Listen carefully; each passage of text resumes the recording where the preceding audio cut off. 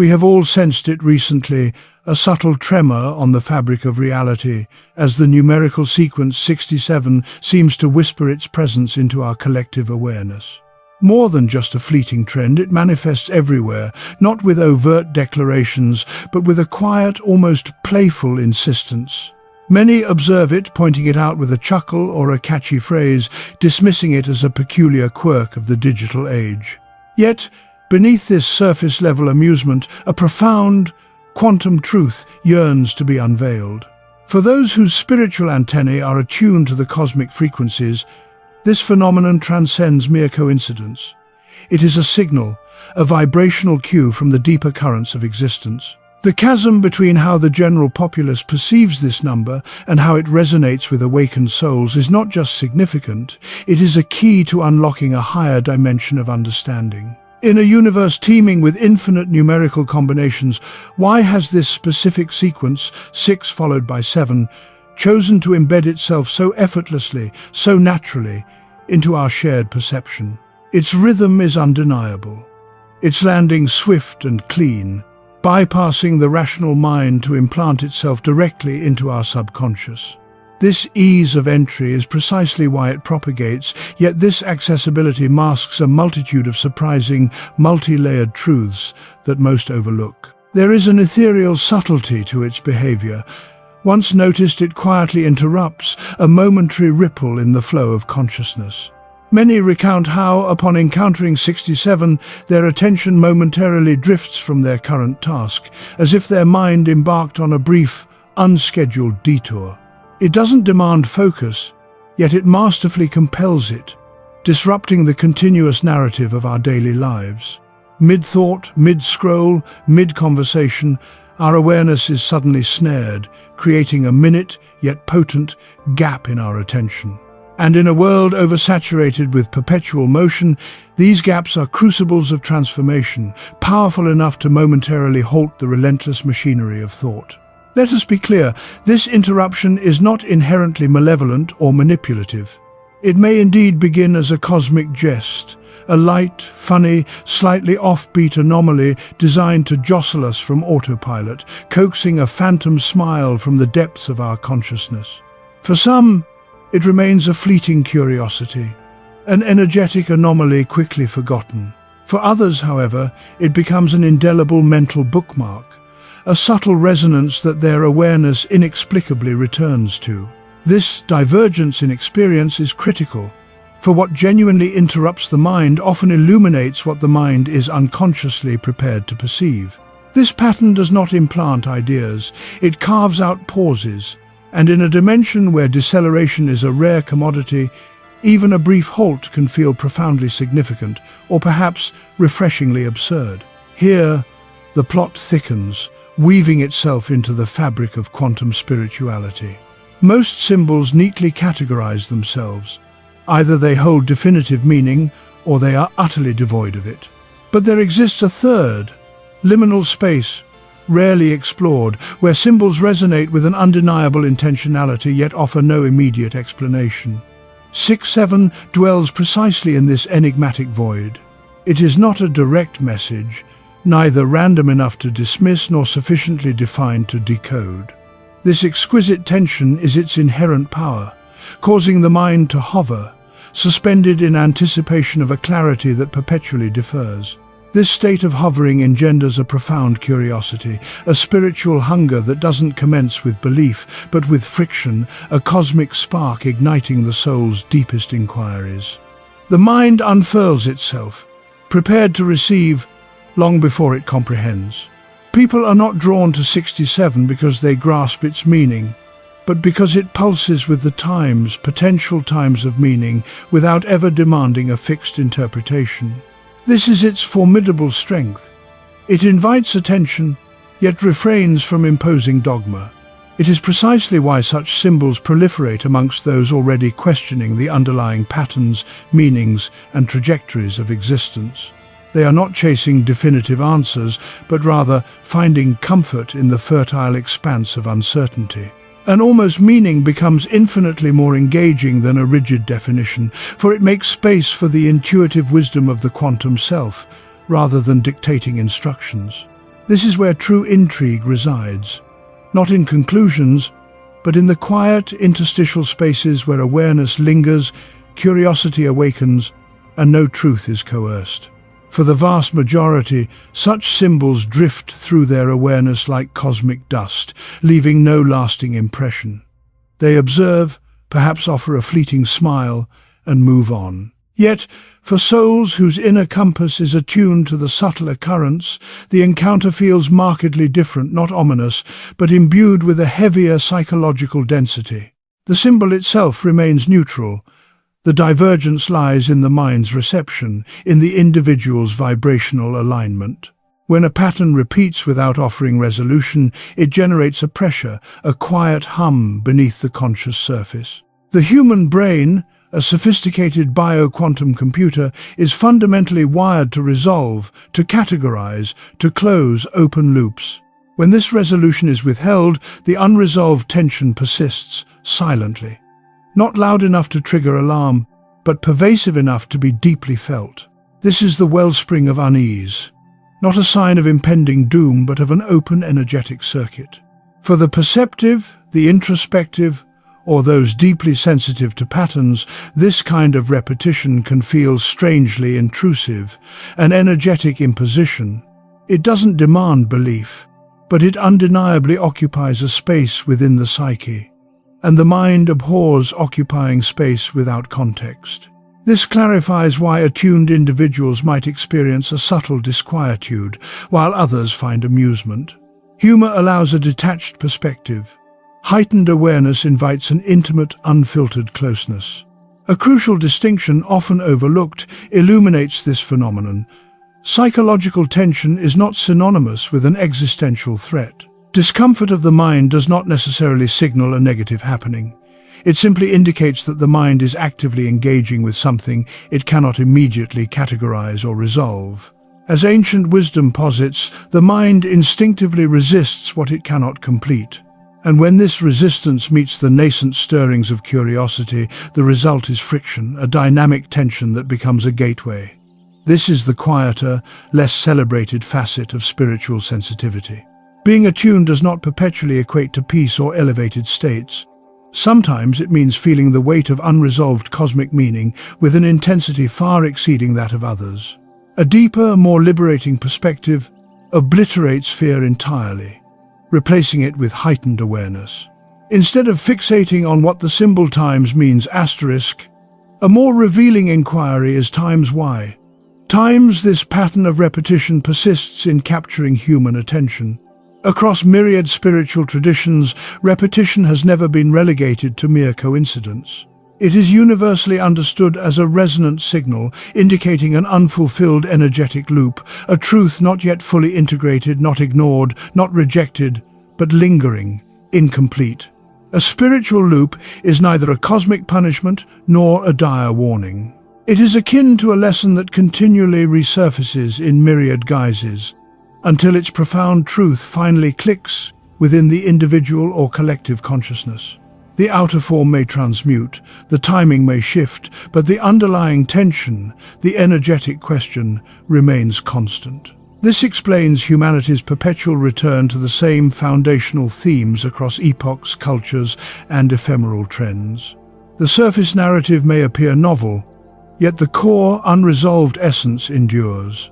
When an anomaly such as 67 persistently reappears without explicit explanation, it often mirrors a collective state of almost there, a planetary consciousness neither truly lost nor fully awakened, but suspended in a fertile, hovering liminality.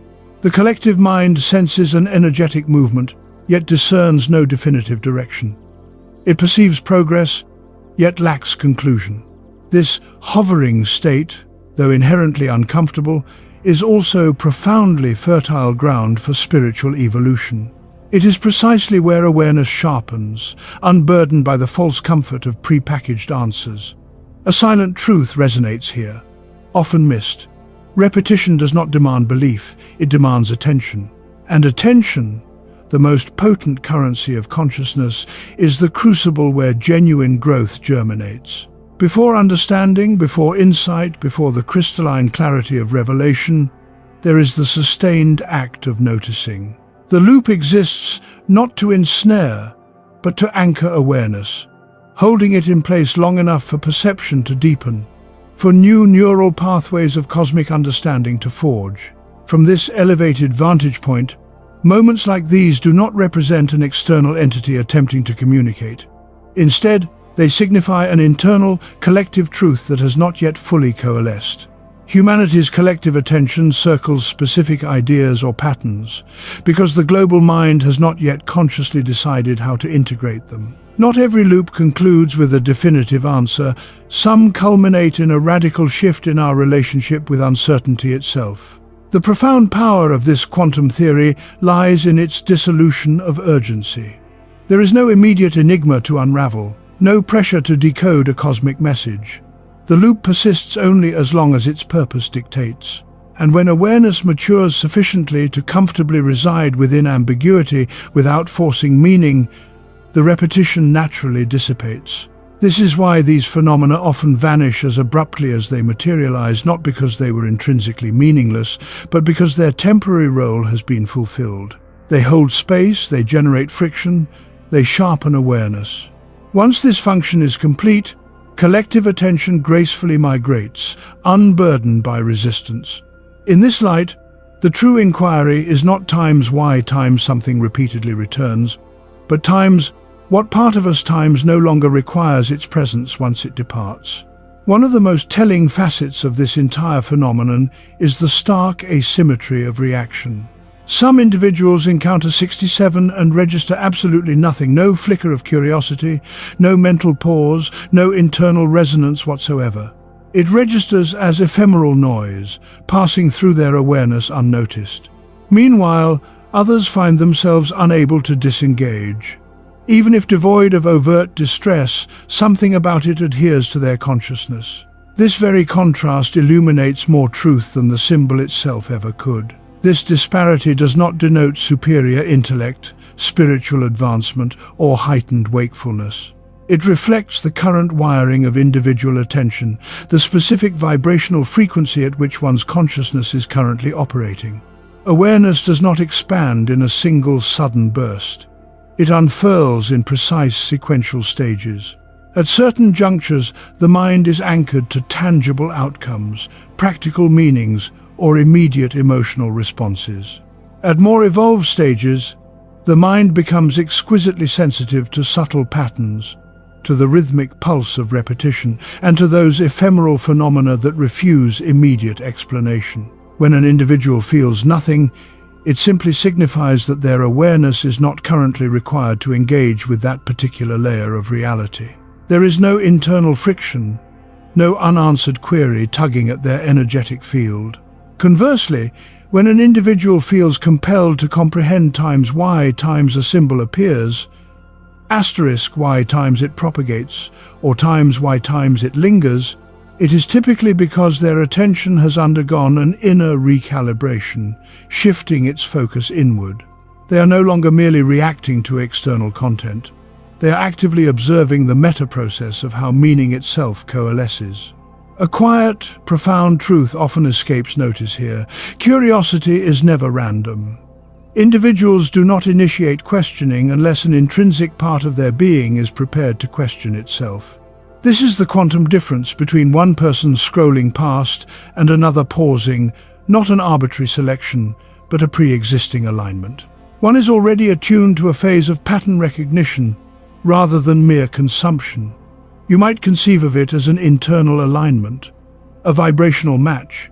When the external world mirrors something nebulous, unfinished, or unresolved, it only resonates with those whose inner landscape already harbors such qualities. You only perceive the broadcast frequency to which you are inherently tuned. And this tuning, initially, is not a conscious act. It unfolds organically as awareness ascends to higher octaves. This explains why the experience is neither dramatic nor life-altering.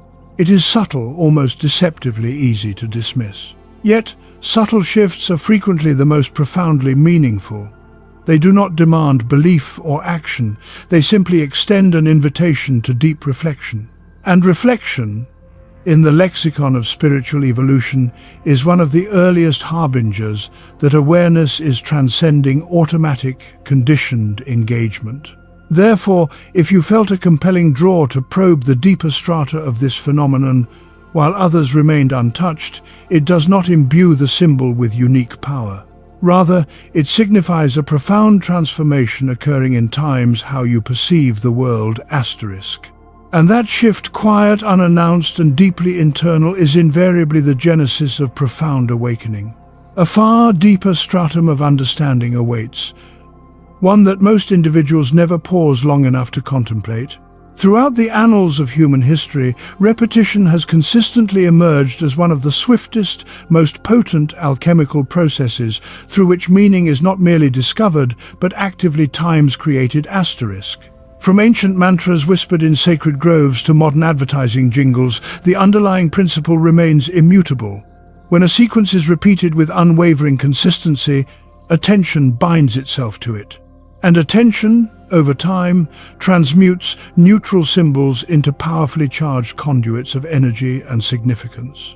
What renders the current iteration of 67 so utterly unique is that this repetition was devoid of conscious intention. No grand council convened to imbue this sequence with power.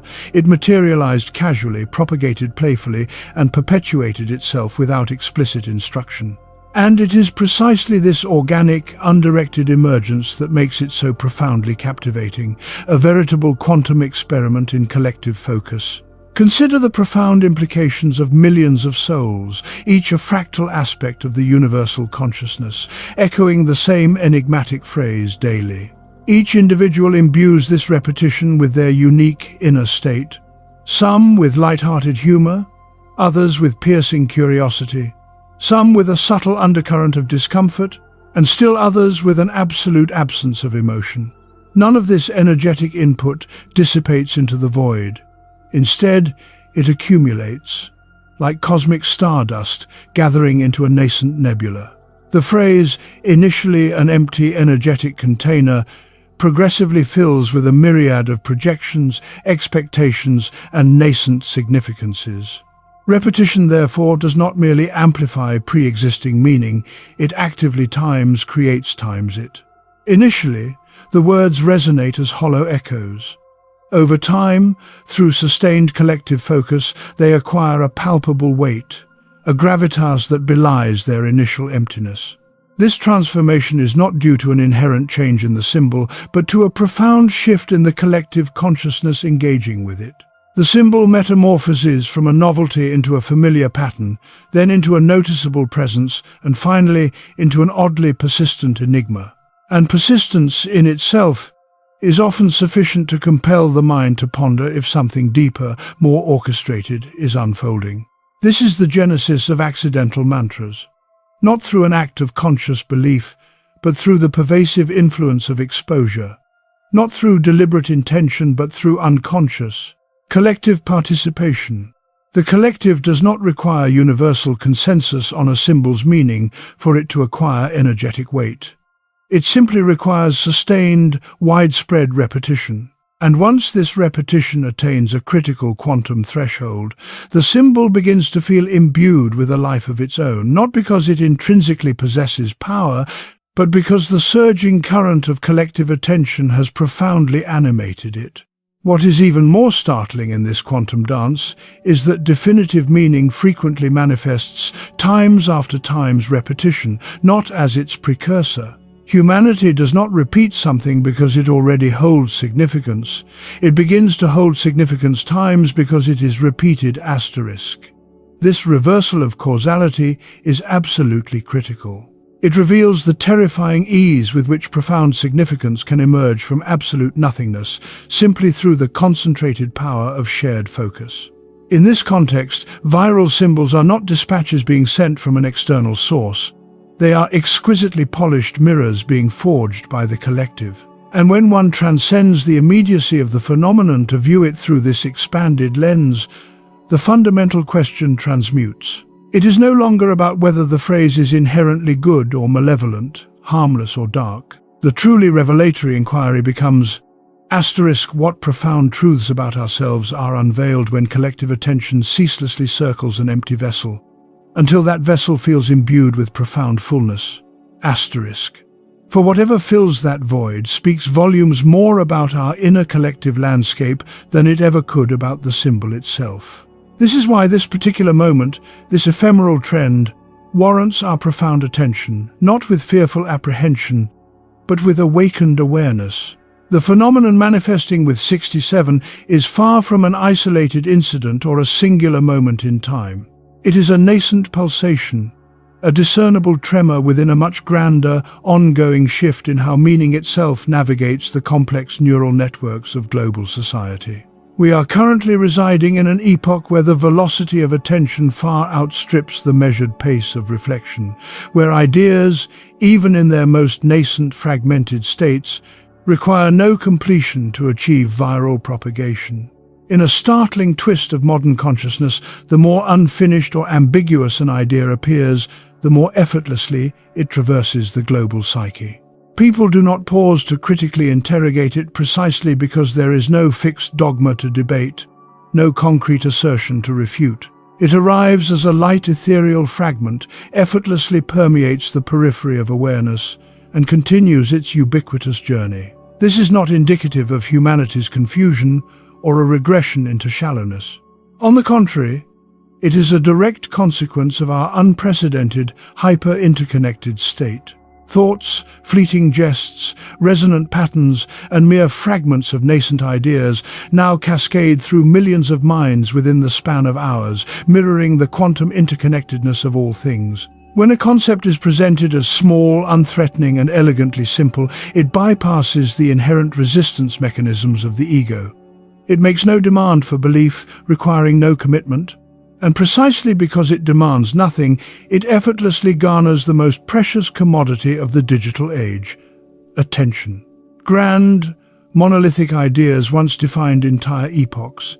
Now, it is microsymbols that wield this subtle power, not because they possess inherently greater importance, but because their portability allows them to exist anywhere devoid of context. One needs no elaborate backstory, no established belief system, no fixed ideological stance to engage with them. As a profound observation articulates, the lightest ideas travel the farthest, for nothing weighs them down. This principle precisely illuminates why these ephemeral patterns materialize and dissolve with such breathtaking rapidity. There is also a profound revelation in why these microsymbols feel oddly familiar the moment they appear, as if they have always been encoded within our collective unconscious. They are vibrational echoes, resonant frequencies reflecting a collective mental state already permeating society. Humanity, at this juncture, is navigating unprecedented levels of uncertainty, breakneck speed, and ceaseless stimulation. These microsymbols perfectly mirror that experience. They are fleeting, intrinsically incomplete, and subtly disorienting, a precise reflection of modern attention itself. Instead of offering definitive answers, they serve as shimmering, holographic reflections of the present moment. What is truly mesmerizing is the largely unconscious nature of this process. No singular entity decrees that a symbol will acquire significance. It gains momentum because a critical mass of individuals inadvertently brush past it, carrying its energetic imprint forward without conscious thought. This is not the caprice of randomness, it is the fundamental law of quantum resonance. And resonance, in its purest form, does not necessitate intellectual depth to function. It merely demands energetic alignment.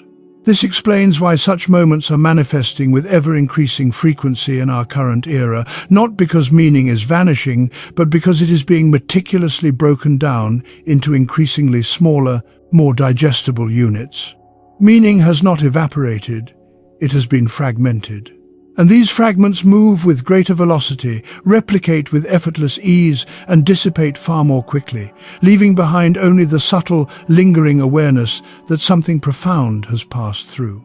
To grasp this changes one's entire perception of these phenomena. They cease to feel strange or ominous, and begin to resonate with an undeniable sense of inevitability. In a holographic world where attention functions as the primary cosmic currency, the simplest, most portable forms will always achieve the widest circulation. Not because they possess inherent superior meaning, but because they seamlessly integrate into the intricate new channels through which collective awareness now flows. Inevitably, the repetition of 67 will wane. Collective attention, like a cosmic tide, will drift elsewhere, and the symbol that once felt ubiquitous and inescapable will recede into near invisibility. This will occur not because it was exposed as a hoax or debunked, but simply because collective focus, having fulfilled its ephemeral purpose, shifted its energetic gaze. This is the timeless denouement. No grand announcement, no definitive closure, merely a quiet, elegant disappearance. And this very act of fading is, in itself, profoundly revealing. What remains after the static dissipates is not a conclusive answer or a blinding revelation. It is a sharpened awareness, a subtle yet fundamental shift in how meaning itself is perceived and co-created. Humanity often expects that when a phenomenon fades, it leaves an absolute void. Yet, this is a rarely held truth. What truly lingers is the profound understanding that meaning is not an immutable property fixed within objects or symbols. It germinates through the potent force of attention, blossoms through the rhythmic dance of repetition, and gracefully dissolves the precise moment attention withdraws its energetic sustenance. This is where the authentic insight resides, a quantum leap in consciousness. The symbol itself never possessed inherent power. It merely borrowed its energetic potency from collective participation. And once that participation ceases, the power gracefully reverts to its eternal source, the sovereign observer. Nothing ever truly loses meaning. It simply ceases to be observed with active awareness. And once this cyclical process is perceived with crystalline clarity, it becomes impossible to unsee. What emerges is a nascent level of discernment, a quantum intuition. You begin to recognize these patterns far earlier, not because you are actively chasing them, but because you comprehend the frightening ease with which significance can be manufactured by the immense power of collective focus. You transcend the simplistic inquiry. What does this mean? And begin to perceive the intricate, energetic processes of times how meaning forms in the first place. Asterisk. That subtle, yet revolutionary shift changes everything. Another profound realization quietly follows. This phenomenon was not unique. It never is. The specific form may transmute, but the underlying mechanism, the cosmic blueprint, remains eternally the same. Another phrase will inevitably surface, another symbol will circulate, another ephemeral moment will briefly swell with perceived importance. And when it too fades, the identical cycle will repeat itself. A different shape, but the identical, fractal pattern. Yet, for those who paid conscious attention this time, something fundamental has shifted within their inner cosmos. There is less urgency, less frantic need to cling to fixed meaning, and a burgeoning clarity. You recognize with an unwavering inner knowing that meaning does not arrive fully formed, like an oracle's pronouncement. It emerges through the crucible of shared attention, the fertile ground of collective curiosity, and the rhythmic pulse of repetition. And once those energetic forces dissipate, the meaning gracefully dissolves alongside them. This understanding does not render the experience empty or nihilistic, it imbues it with a profound cosmic honesty. It reveals that meaning is fluid, inherently participatory, and vibrantly alive, not something imposed from an external, higher authority, but something co-created, moment by sacred moment, by the unified field of human consciousness. And that profound realization does not vanish when the trend fades. Because once you truly comprehend that awareness itself is the eternal constant, the bedrock of all reality, then symbols become mere passing shapes, ephemeral holographic projections. You cease to be passively pulled by every new energetic pattern that surfaces. Instead, you consciously observe from a place of sovereign detachment.